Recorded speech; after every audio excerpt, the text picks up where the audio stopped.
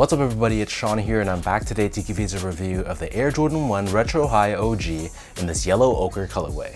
So this is a brand new colorway of the Air Jordan 1 High, which is set to release on January 13th for a retail price of $180 US or $235 here in Canada. The official colorway for this shoe is yellow ochre, black, and sail, and these will be available at most Air Jordan retailers, including The Closet Inc. here in Canada. The Closet Inc. is my go-to shop for Air Jordan and Nike retro releases. They're an independently owned and operated sneaker boutique based right here in Southern Ontario in Canada.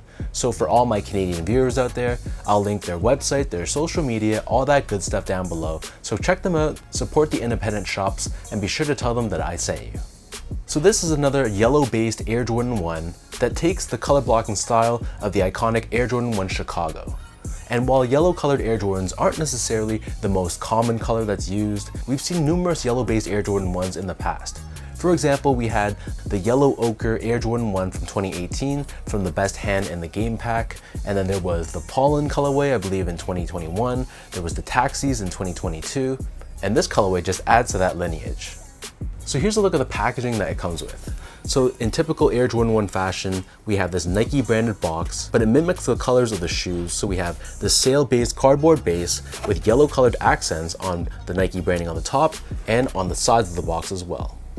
As far as the shoe goes, this is your classic Air Jordan 1 High OG silhouette.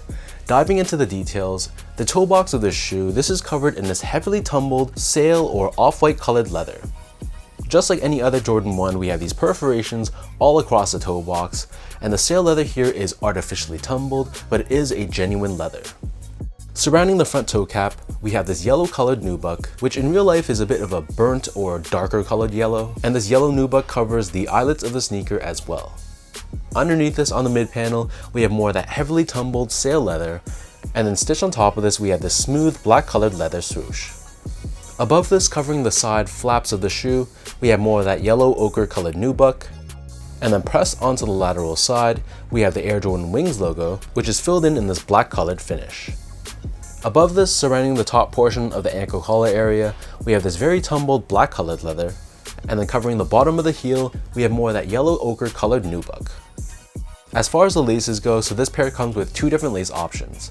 The standard lace and the one that I prefer are these flat style black laces. I just like the contrast that it provides, but they also come with a sail colored lace as well if you prefer your laces to blend in with the color of the tongue. Underneath this, we have this thin nylon tongue, just like any other Air Jordan 1. And on the very top, we have this yellow colored tag with Nike Air woven across in black. The interior of the shoe is covered in this silky smooth black colored lining, and there's nothing really too different about the padding of these Jordan 1s. So that means there is some level of padding, but it's not overly stuffed and puffy. Moving on to the insoles, so taking these out, these come with a polyurethane lined insole, and we have Nike Air branding pressed onto the heel in black.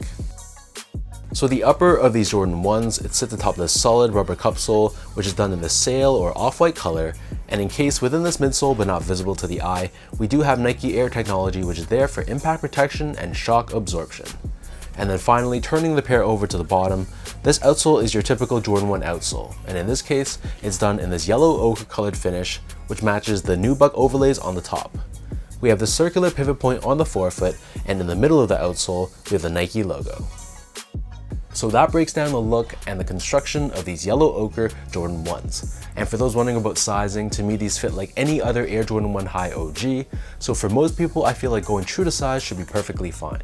My foot measures as a true size 10, slightly on the wider side. I usually wear a size 10 in most recent Air Jordan 1s, so that's what I got for this pair and it fits me perfectly. If you have a really wide foot, you might want to consider going up half a size. But I feel like for most people, just going with your normal Air Jordan 1 size, which for the most part should be true to size, you should be okay. Moving on to the comfort, so these feel like any other Jordan 1, so it's going to be okay for an everyday casual use sneaker, but if you're expecting a shoe that's extremely comfortable, then I would turn my attention somewhere else. Jordan 1s are very basic from a comfort standpoint. It feels pretty firm, flat, and low to the ground. There's not too much from a softness standpoint. You'll feel a little bit of that squishiness from that polyurethane insole, but there's really nothing else. That's not to say that it's uncomfortable, it just feels like a basic 80s sneaker, which is going to be fine for an everyday use sneaker like a Nike Dunk for example. It's going to be kind of similar to that. Finally, in terms of the quality and the craftsmanship on this pair, so first off, material quality, I thought it was solid, but it wasn't anything amazing. It feels kind of like your typical recent Air Jordan 1 High release, so I wasn't mad about the materials. Like I said, they used genuine leathers and nubucks on the upper, but on the flip side, the materials also didn't really wow me. And from a build and craftsmanship standpoint, this pair was pretty on point.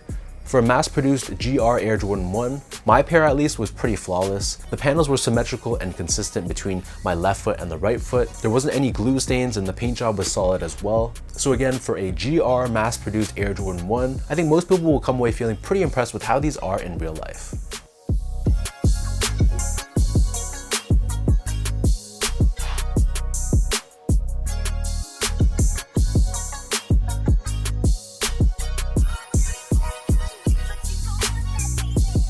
So with all that out of the way now, let me toss these on feet, I'll lace them up for you, and I'll show you guys how these look.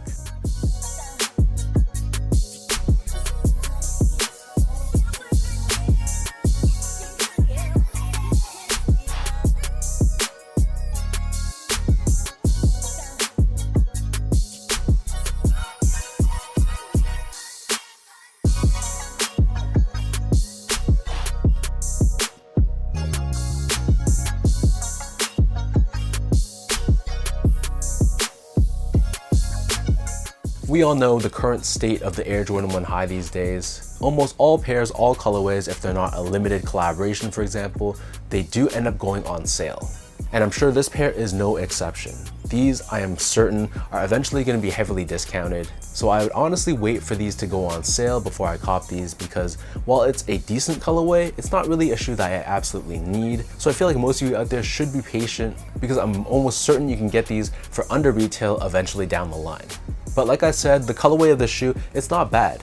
This is your classic Chicago Jordan 1 color blocking, but of course instead of the iconic red, we have this yellow ochre shade instead, which I could see this being not a bad shoe to wear in the spring, summer, and even the fall.